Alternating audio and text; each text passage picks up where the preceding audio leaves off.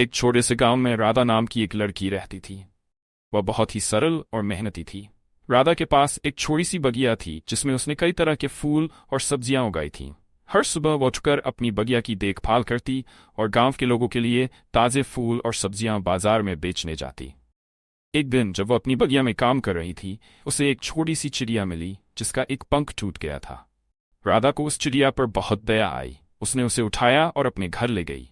उसने चिड़िया के पंख का इलाज किया और उसे खाने के लिए दाना पानी दिया।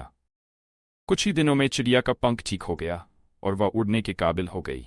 एक दिन चिड़िया उड़कर चली गई, लेकिन राधा के दिल में उसके लिए प्यार और दया की एक खास जगह बन चुकी थी।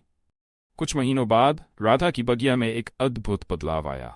फूल पहले से ज्यादा खिले खिले और सुगंधित हो गए थे, और सब्जियां इतनी बड़ी और रसदार हो गई कि गांव के लोग हैरान रह गए।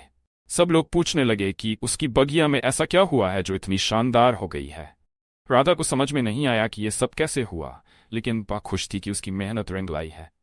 तभी एक दिन वह वही चिड़िया जिसे उसने बचाया था वापस आई।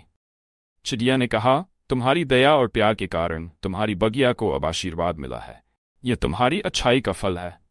राधा ये सुनकर बहुत खुश हुई और उसने समझा कि दूसरों की मदद करने से हमेशा अच्छे फल मिलते हैं। तब से राधा ने कभी भी किसी ज़रूरतमंद की मदद करने का मौका नहीं छोड़ा, और उसकी बगिया हमेशा खिली खिली रहती थी। इस तरह राधा की दया और प्रेम ने उसे और उसके गांव को समृद्ध बना दिया।